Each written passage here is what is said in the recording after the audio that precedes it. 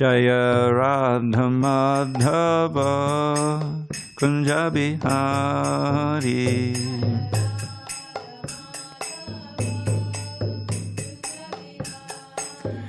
Jaya Radha Madhava Kunja Bihari.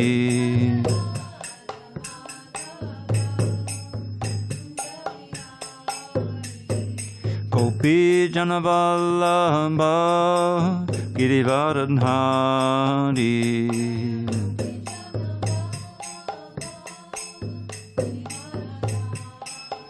Jaya Gopi Janavallabha Girivardhari.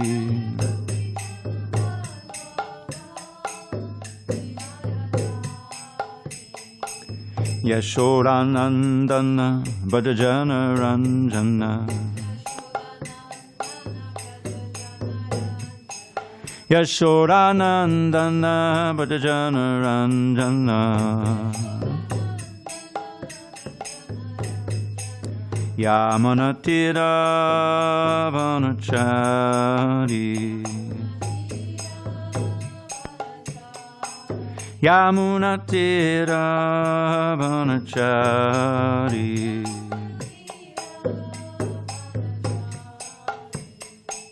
Hare Krishna, Hare Krishna, Krishna Krishna, Hare Hare, Hare Rama, Hare Rama, Rama Rama, Hare Hare.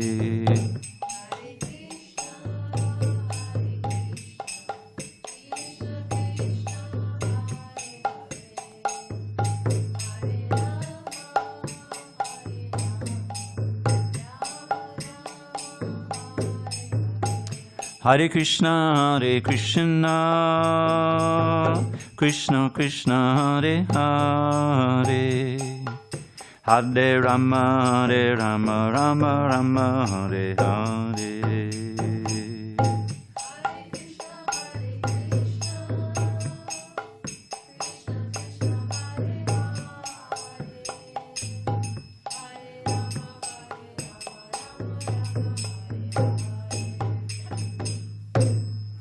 Jai Mishnapad Paramahansa Paravajakacharya Ashtotar Sri Srimad, His Divine Grace, Srila A.C. Bhaktivedanta Swami Prabhupada Ki Jai.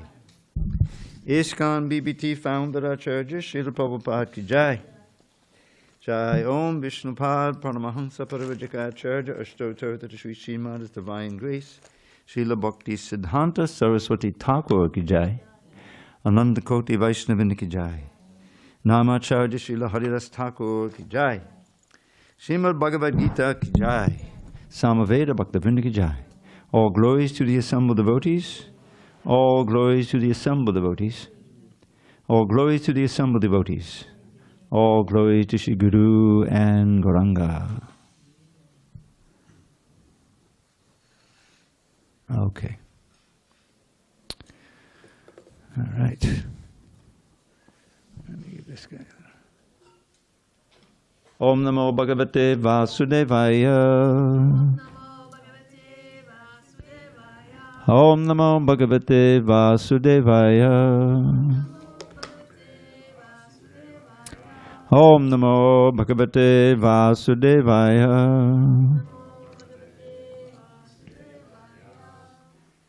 Okay. So I have text 25, is that correct? Okay, good.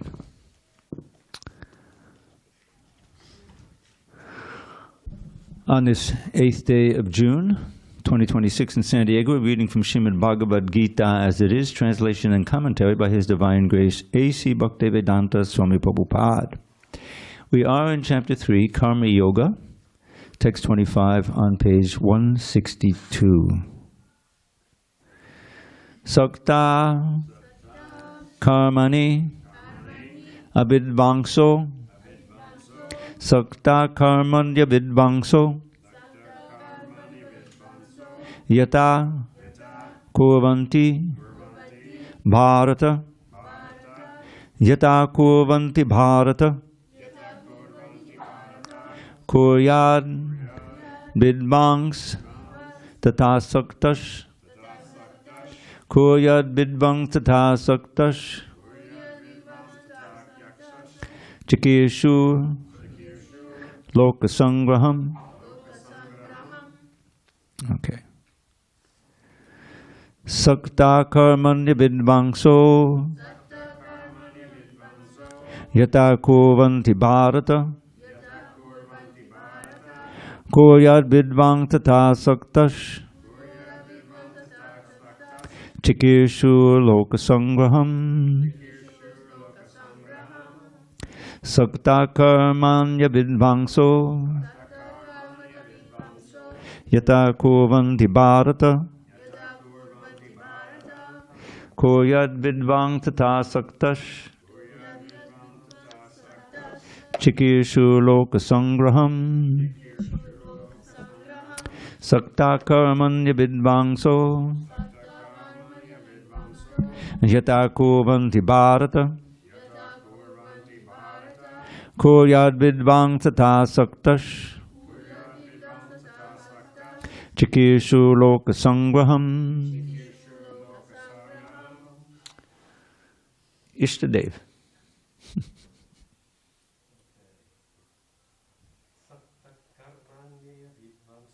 Sakta karmanya vidvangso yata kurvanti bharata kuryat vidvang tata saktash chikeshur lokasangraham. Tapas. Not today. Okay, Jeff. Sakta karmanya vidvangso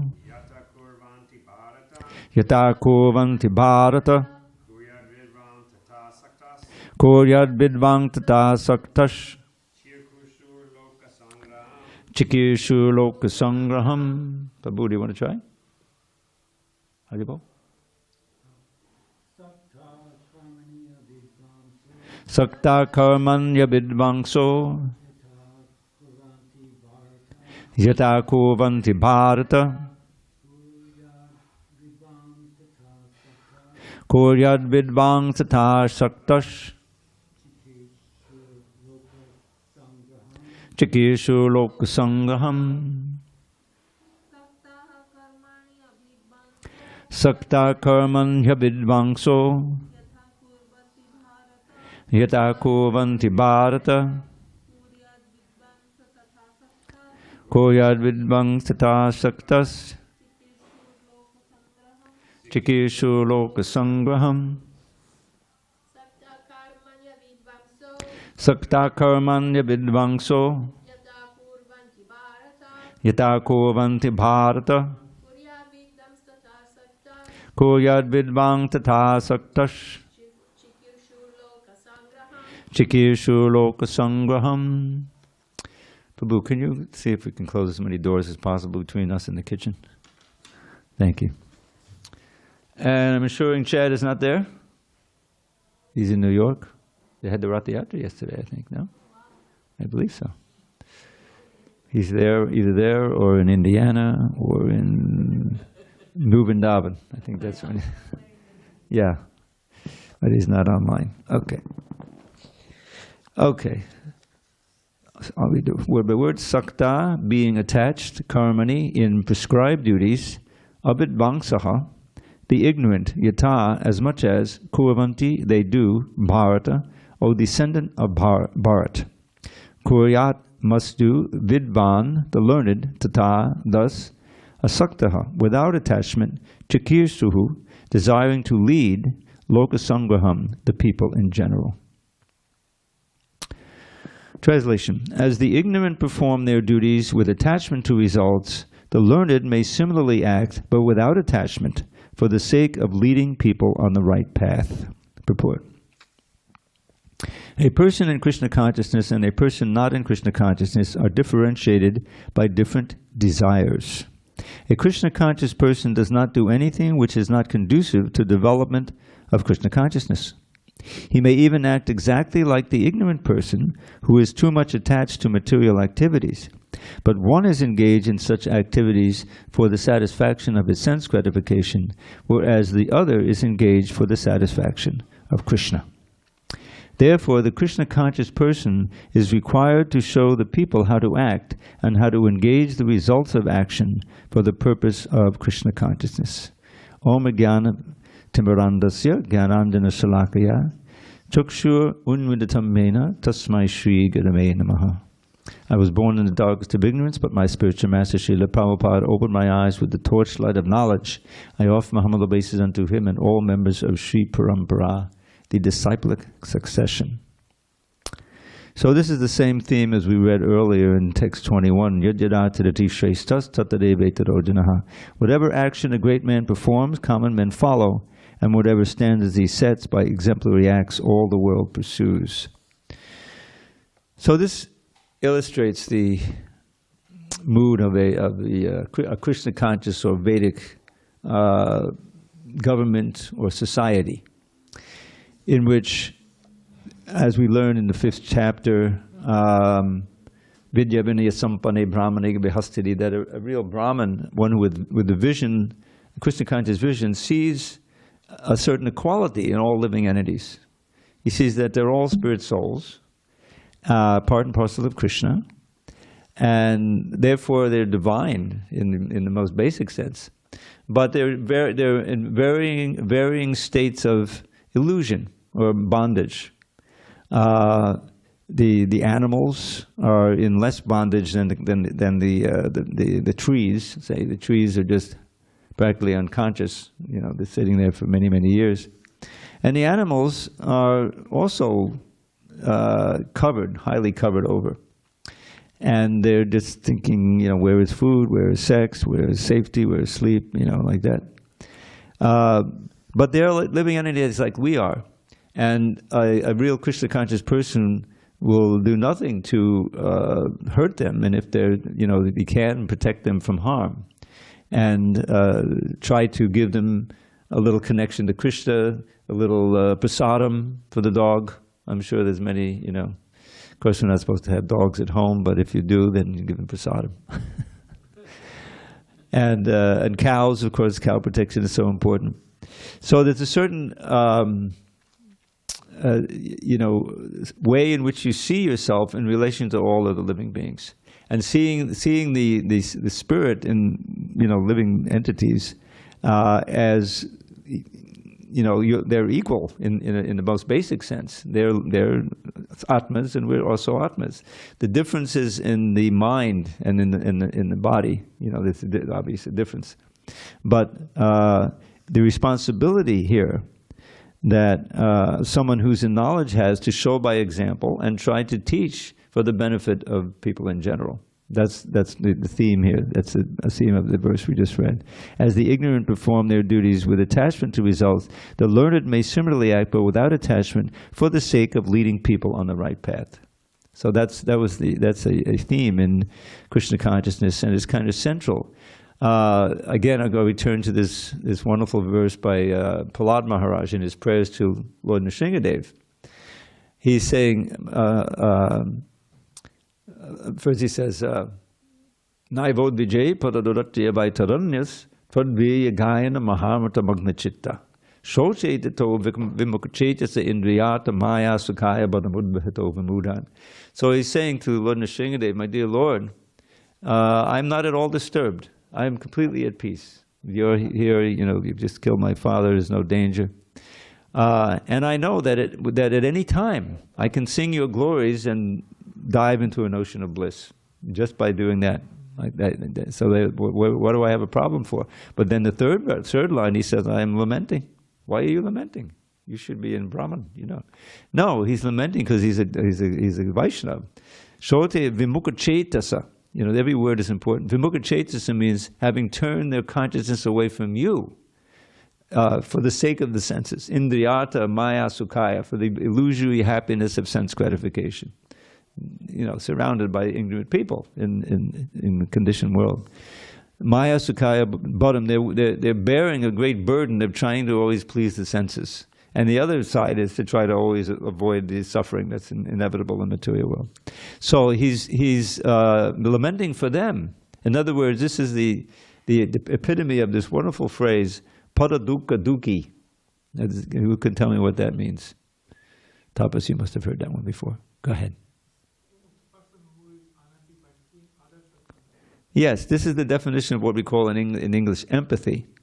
There's sympathy where you feel sympathy for a person, but there's empathy where you really feel what they feel. You know, if someone is suffering, then you can't be at peace if you can possibly relieve the suffering. So Prahlad knows the secret. You know, it's Krishna consciousness. Just like we'll see what he did. You know, he was attacked by his father. He was always peaceful. He was always simply meditating on Krishna. He is the exemplar for being fully absorbed in thinking of Krishna, meditation. Each of the 9 processes have their exemplar. And he's the exemplar for smaranam. Smaranam means always remembering Krishna. And by that deep remembrance and absorption in thinking of Krishna or the Shringadev, he didn't feel the attack of his father. I mean, he wasn't screaming around, you know, no, don't throw me in the vat of oil, like we would be. I would be like, would you, please, you know. But he was just, this is it. They threw him off a mountain and he's falling there. Krishna will save me, you know. And he did, because of his complete surrender and his, you know, connection. So he wants to, he feels that empathy for all of the, just like he was trying to teach his friends. Imagine the danger. This is called sedition, right? He's not only believing in Krishna and taking shelter of Hiranyakashipu from my arch enemy, but he's also spreading this disease amongst all his contemporaries, you know. So you can see how dangerous he was for Hiranyakashipu's conception of what was supposed to go on in the kingdom. But he was doing it for the benefit of his friends, so that they would also be able to become free of all the misery of the material world. So this is part of that, you know, that a leader, anyone in a leading position, needs to be exemplary and really, you know, be Krishna conscious and teach Krishna consciousness. All right, let's go on. Text 26. Na buddhi bedam janayin ajnanam karma sanginam joshiyet sarva karmani vidvan yukta samacharam. So as not to disrupt the minds of ignorant men attached to the fruit of results of prescribed duties, a learned person should not induce them to stop work. Rather, by working in the spirit of devotion, he should engage them in all sorts of activities for the gradual development of Krishna consciousness, which is in brackets, so that's not explicitly mentioned in the verse, but that's the point. In other words, you're surrounded by people who are just what we call karmis. You know, they're deeply conditioned, and you can't just ask them to, you know, stop working. You should not induce them to stop work. Rather, you should show by example that working in the spirit of devotion, you should engage them all in sorts of activities for the gradual development of Krishna consciousness, which is what Prabhupada did when he first started. Think of what's going on in that you know, matchless gift storefront, right? So, of course, you know, the important are the classes there in the morning, the chanting. There's all of that going on. But then, as he himself said, I'm just, you know, I've created all these different duties that you can perform so that you'll be working for Krishna all day.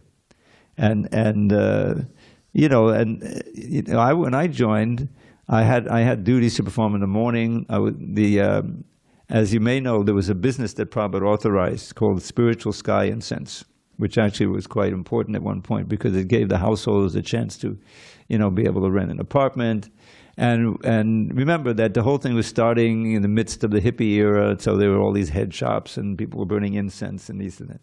So we had a little factory out in the east of LA in kind of the desert area, manufacturing this incense and also fragrant oils, which people like to put on, you know, that type of thing.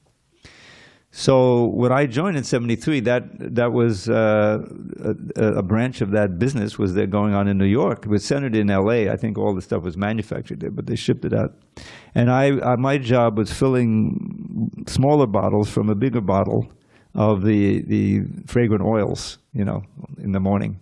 But in the afternoon, I went out on Harinam for 3 hours. And the evening, we had the evening program. You know, just imagine this temple filled with people between the age of, 20 and 30, 25. And this dancing and chanting like crazy. To Radha Govinda and Gaurnatai, and I think we had Jagannath also. We had the same deities.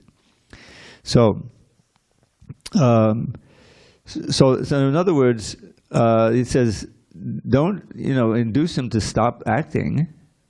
They're attached to fruitive results prescribed, but they're prescribed duties. So he's all talking about people who are working more or less in Varnashram, but they're doing so fruitively.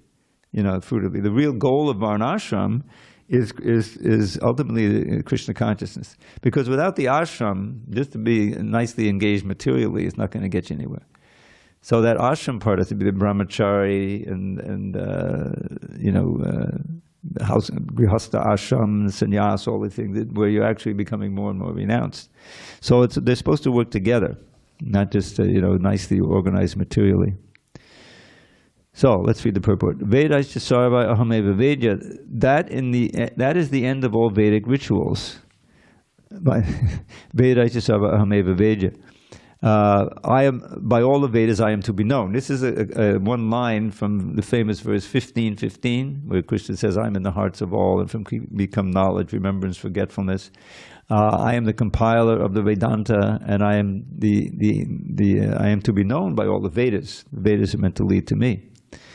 That is the end of all Vedic rituals. All rituals, all performance of sacrifice, and everything that is put into the Vedas, including all direction for material activities, are meant for understanding Krishna, who is the ultimate goal of life.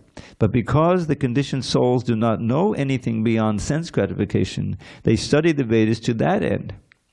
But through fruitive activities and sense gratification, regulated by the Vedic rituals, one is gradually elevated to Krishna consciousness. Therefore, a realized soul in Krishna consciousness should not disturb others in their activities or understanding, but he should act by showing how the results of all work can be dedicated to the service of Krishna. The learned Krishna conscious person may act in such a way that the ignorant person working for sense gratification may learn how to act and how to behave. Although the ignorant man is not to be disturbed in his activities, a slightly developed Krishna conscious person may directly be engaged in the service of the Lord without waiting for other Vedic formulas.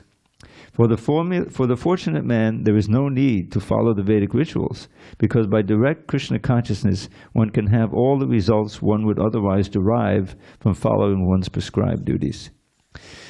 So one always has to keep in mind that the Vedas are very vast, and as Prabhupada has mentioned in this chapter, you've got a whole section of the Vedas called the Karma Kanda section, which are rituals that are prescribed for the worship of Indra and for Lord Shiva, and the goal that you come to that is to elevate yourself, maybe to heaven.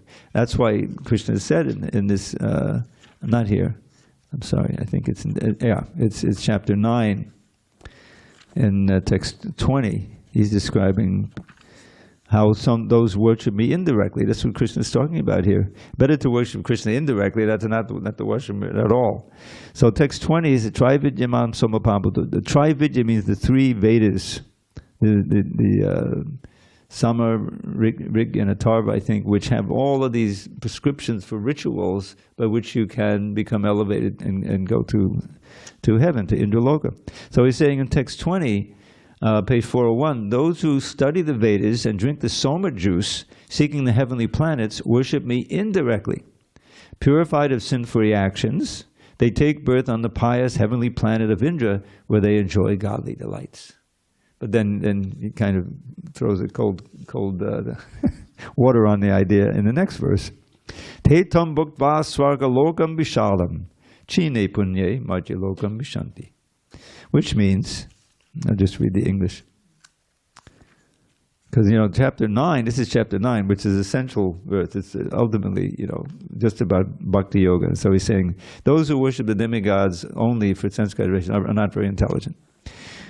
When they, who worship me indirectly by all these rituals, have thus enjoyed vast heavenly sense pleasure, and the results of their pious activities are exhausted. In other words, like a credit card. you're getting all these pious credits, and with all those pious credits, you can get an entry into Indraloka, where you can enjoy godly delights for a long time. But you're using up your pious credits. You're not performing any more pious activity. You're just enjoying. So when your pious credits, pious activities are exhausted, they, such worshippers, return to this mortal planet again. Thus, those who seek sense enjoyment by adhering to the principles of the three Vedas achieve only repeated birth and death, going and coming. They really don't make any progress toward Krishna consciousness. And Dharmasetu Babu, who, you know, as you probably know, he performs all these sacrifices. People want to do Shraddha, which is for the ancestors, but he does it all from a Krishna conscious point of view.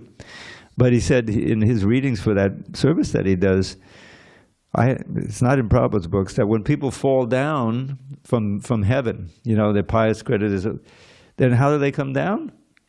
Well, on the way down, some Rakshas or something are eating their bodies, you know? I mean, they've just been enjoying for so many years these godly delights, you know, dancing with the nymphs and everything up in Indraloka, Nanda the garden, and suddenly there's this big come down, literally, they're falling down to the earth.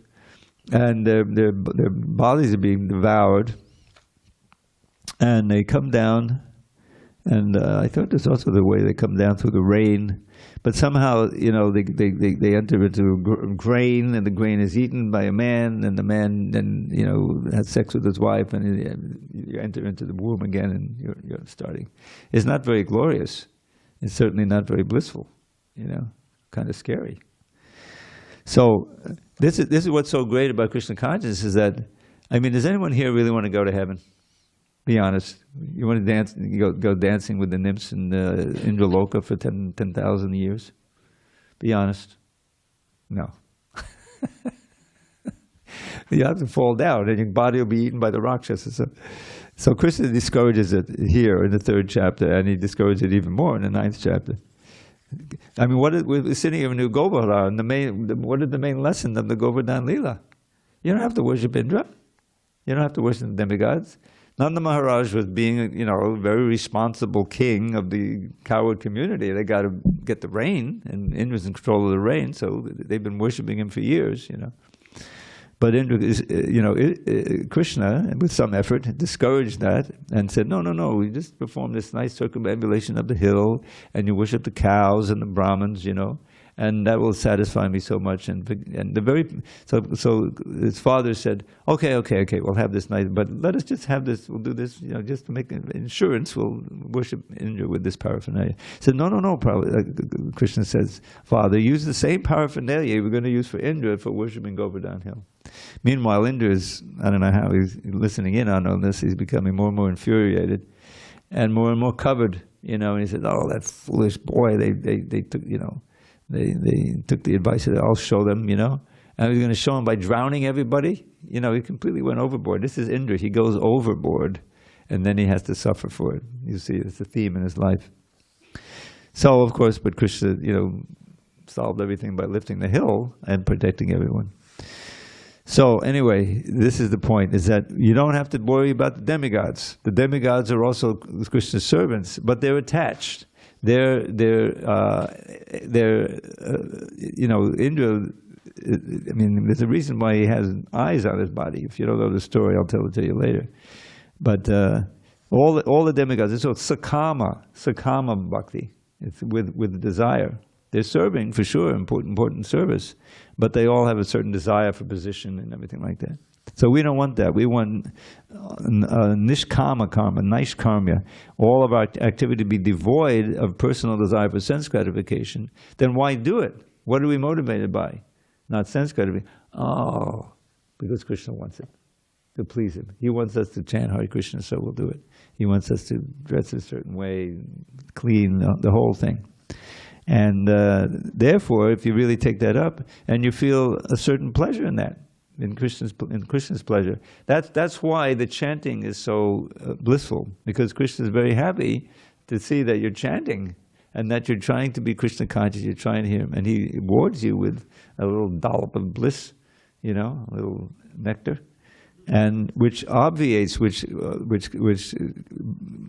undercuts your desire for material sense gratification. This phrase that came up here and in other verses, mukta sangha, to be liberated from all the ropes of attachment that keep us bound, coming back again and again.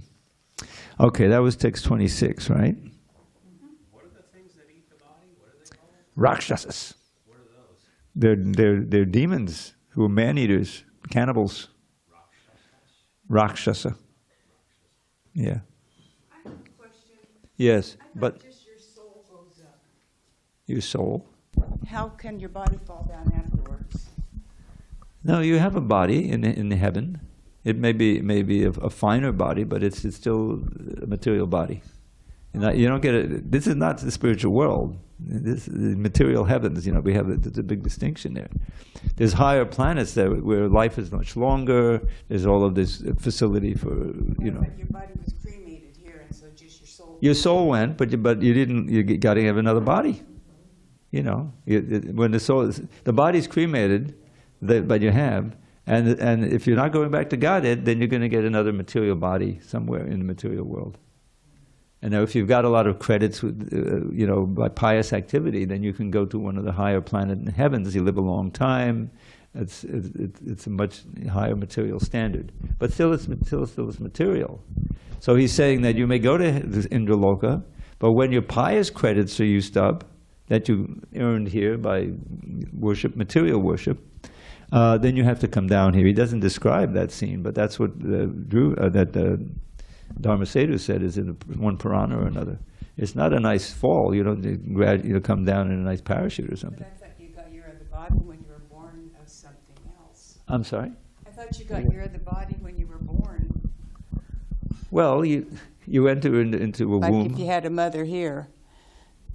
Yeah, well, yes, you'll come down, and how do you get that body?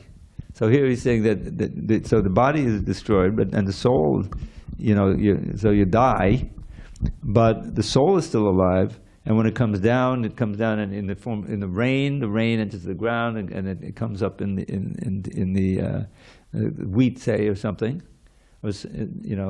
and then that wheat is picked, eventually turned into flour, made into bread, and then you're there, and then you're in the you're eaten by a man, and it becomes in the semen, and boom, you inject it into it, and then you've got a human body again. Something like that.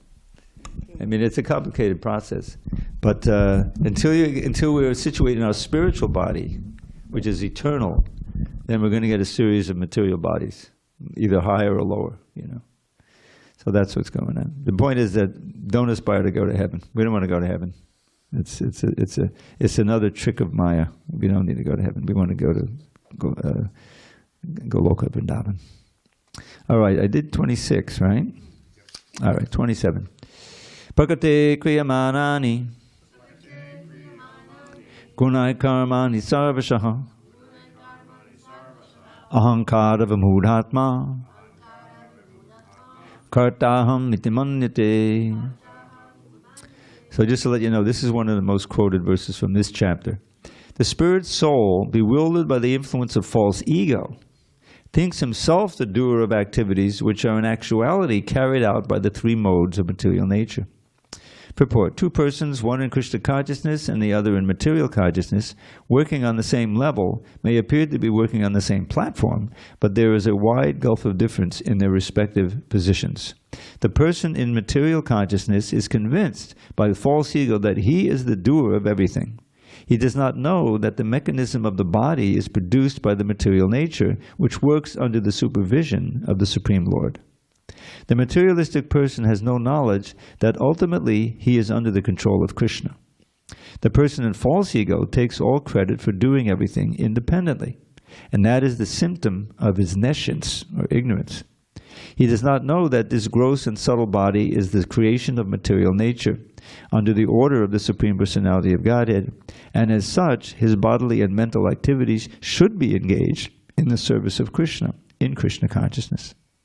The ignorant man forgets that the Supreme Personality of Godhead is known as Rishikesha, or the master of the senses of the material body.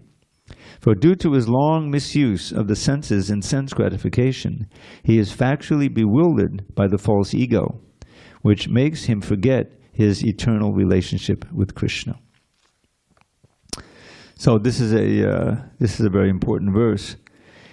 Is that these influence of the gunai, of the three modes of nature, this is really the mechanism by which the material energy covers us, and it's a spectrum of being covered. If you're in the mode of goodness, then you're less in the enjoying mode of trying to exploit the body and other bodies and little criminality here and there so you can do it better. No, the mode of goodness, it's a strong sense of morality and philosophical inquiry. And in that mode, you're more likely to inquire, as it's said, the injunction of the Vedanta Sutra. We can all. Here's one Sanskrit verse. It's actually a little sutra that we can all learn. It's not very difficult. Ata means now, therefore, as far as I understand, right? Atato Brahma Jigyasa. That's the whole thing. I'll say, you say. Atato Brahma Jigyasa. Jigyasa. Jigyasa means to inquire. And ata means now, therefore. And it's pretty far out that a book begins with the word therefore. How does that work? Because you've supposedly read through all the other Vedas and everything. So now that if you come to this is the real essence of the truth. So now, therefore, one should inquire, now that you're a human being, into Brahman. It's Brahman. Now, Brahman is a word. It means Krishna. He's Para Brahman. We're also Brahman, but we're Anu Brahman. We're infinitesimal. He's infinite. So Brahman is pure spirit. And the Supreme Brahman, Krishna, is the source of everything. That's what the next verse is, the next sutra, number 2. Janmad yasya yataha. This is the definition of what that Brahman we should be searching for is. That which is the source of everything, Janma and Adi. So everything that exists, if you study it, it came into being. In other words, this building was an idea in someone's mind at a certain point. And then, of course, you make a blueprint, and that becomes a blueprint that workers can come and assemble it, But what is it really? It's just Krishna's energy, right? So it's his energy, and those who built it, their intelligence is also his energy, subtle energy. So when you carry it back, Krishna is the source of this particular building. So he is the Adi of everything. He's the beginning, the basis, Janma Adi. And the Adi includes maintenance. You see, things are being maintained day to day. And ultimately, it will all dissolve. It'll all dissolve and be absorbed back into the body of Mahavishnu in a subtle form, Mahatattva, right? So that understanding that Krishna is the source of everything, and because he's the source of everything, he's ultimately the owner of everything. And therefore, Rishikesha, his senses should be satisfied. What is this Gita?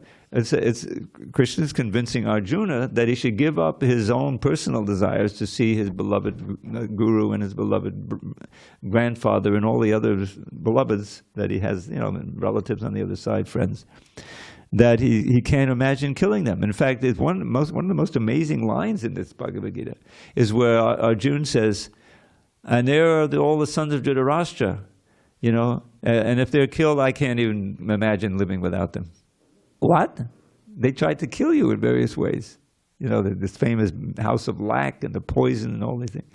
So this is Arjuna showing his devotional, spirit, his purity, that he's still, doesn't, even though they tried to come in, he doesn't want to kill them. So that's, that's a perfect example of how a Vaishnava sees the world differently. But those who are ahankara vimudatma, very important phrase, by being completely bewildered by false ego. False ego. I remember, growing up, there's little thing that you aspire for. Now, I was a bit of an athlete, but I wasn't really into, sacrificing to do what it takes to make the team, although I thought I could make the basketball team at one point. But what I could do, which I was kind of suited for, was trying to strive to be the smartest in my class. In my senior class to be the valedictorian, but I couldn't. There was this German girl who was smarter than me, a little smarter than me. So I came in second. I was salutatorian. So I was a little disappointed with that. But you know, that was a little tinge. And some people, that's their whole life, you know, to rise to the top and be the boss, you know, and do all this. But it's total ignorance. Vimudhatma kartam, I am doing everything. Why shouldn't I get the Peace Prize? Guess who, you know, who wanted the Peace Prize, right? Hare Krishna. So that's a perfect example of ahankara vimudhatma. Everybody is more or less bewildered by this ahankar. So what is real identity? Ahankar means the false sense of self, a misconception of who we are. You know, and that's, you can see how that's basic to everything that's going on. So who are we? Well, let's ask Lord Chaitanya. That's Sanatana Goswami did. What was his famous answer? What is the jiva? That's who we are. But what is our real nature? Jivera swarup. That's the thing. Swarup, your real internal form. Jivera swarupoi Krishna nityadas. We are all eternal servants of Krishna. Well, then what's the problem? Problem we forgot. We've forgotten that, and we have some other identity. Oh, I'm this age, I'm this gender, I'm this, you know, I'm now, you know, a millionaire. I'm working toward that. It's all false. It's false. That's what ahankara means. It's false ego. So that's the whole source of our suffering. So Krishna consciousness means to learn. You know, first of all, you have to believe it. Jivata Swarabha, that we're servants of Krishna. And that's why the example of the guru is so important. Someone who's actually living that and who you're attracted by to be like that. Peaceful, blissful, you see, and confident of the future, you know, that you're going on back to Godhead. Yes, Prabhu. Can we explain that part a little more? Because in the case, for example, of your valedictorian, there may be like raw talent there, which is pretty easy to understand, maybe karmic and maybe a gift from Krishna. But at the end of the day, something has to take that raw talent and then put all that effort out to be salutatorian or valedictorian or whatever. Yeah. So I guess I'm confused in the whole idea that we have zero to do with it. But that seems to be kind of what... No, it's not that we have zero to do with it. It's that we're investing our aspiration. You know, if you think about it, Krishna consciousness is all about motive. You know, we have this phrase unmotivated, but really it means try to get free of all material motivation. So what are we motivated by? There's one verse, very important verse, that says, well, you got to be greedy. You know, greed is good. Remember that? But not greed for money. It's Prabhupada created the phrase Krishna consciousness from the first line of this verse. Krishna bhakti dasabhavitamati kriyatam yadikutopi labhyate tatra laulyam api mulyam ekalam janmakoti sukutaya the labhyate. So Krishna bhakti rasa bhavitamati. Let's see what that verse means. One trick is, by the way, when you see, you know, because you'll see a lot of compound words in Sanskrit. So you got to start from the end to really figure out what it means. So mati means the mind, consciousness. Krishna bhakti rasa bhavita. Bhavita means really absorbed and saturated with. Krishna bhakti rasa. With the rasa, with the what Bhaktisiddhanta Saraswati Thakur gave this equivalent in English of mellow. It's kind of hard to figure, but we experience that. You know, just forget this for a moment. Just forget Krishna consciousness for a moment and think of what makes life worth living, even on the material platform.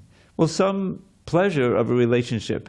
It may be with something inanimate, you know, your car or something, but even more important is, you know, your beloved or your children, your brother, whatever it may be. Or, you know, your dog. I get a lot of experience with that on my walk. People. Hare Krishna.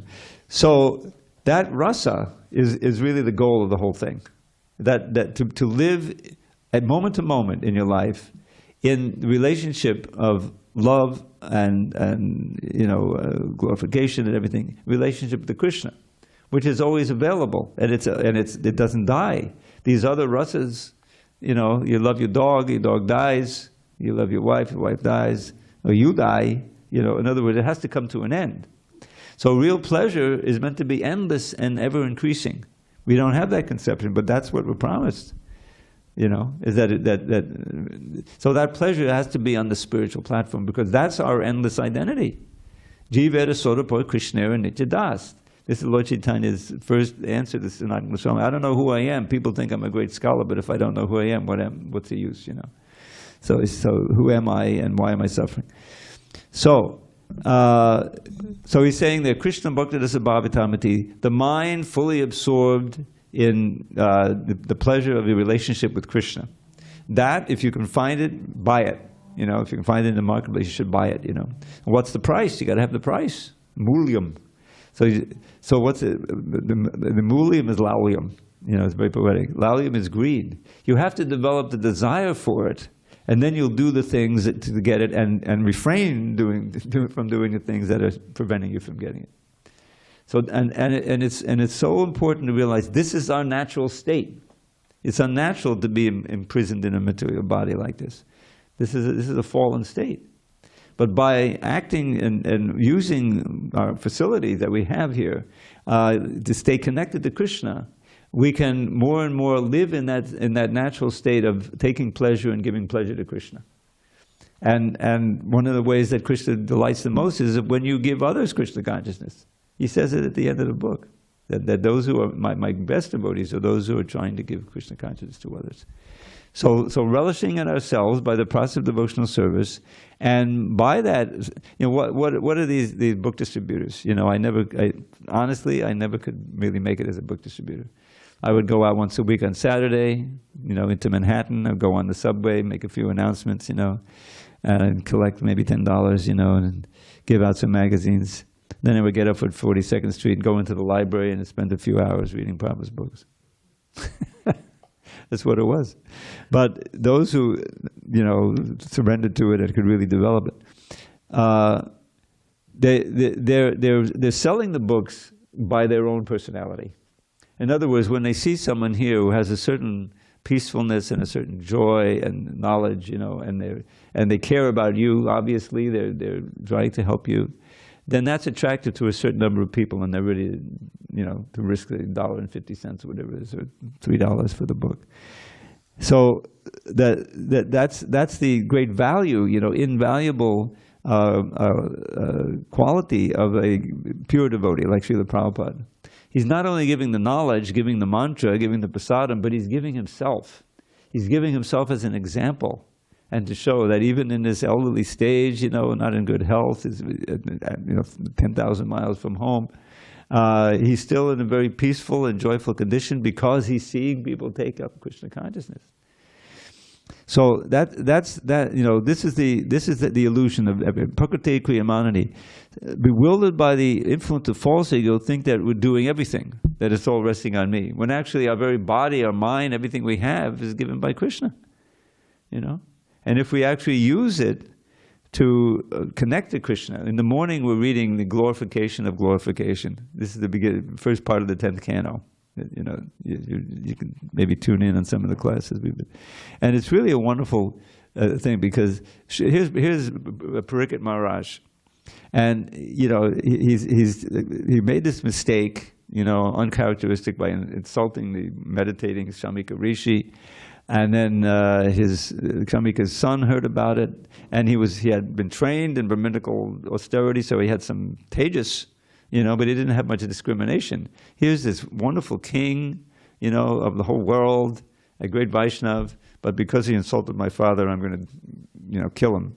I'm going to, you know, curse him to die in 7 days by the bite of a big snake. And he did it. You know, I don't know. I don't know what he ever uttered, but it worked. So Parikshit was powerful enough as a great devotee to get, you know, counteract it, but he didn't. He saw it as Krishna's fate, you know, as something that and so he gave up the whole kingdom and sat down by the Ganges and listened. And Shukadev came there and he spoke the Bhagavad Gita, the Bhagavatam to him. And in that audience was Sutta Goswami, who later spoke it in Naimisharanya. That's what we have. You can imagine. Just try to consider, you know, the clarity of mind to be able to listen to the Bhagavatam, 18,000 verses, and memorize them all, and be able to recite them nicely, you know. It's inconceivable. But that's what he did. And Prabhupada took it out upon himself to translate that into English and explain it in his purports for teaching these Kali Yugites, you know. And somehow, you know, amazingly, it's translated to all these languages and all over the world. The movement is still growing, you know, like anything, especially in India.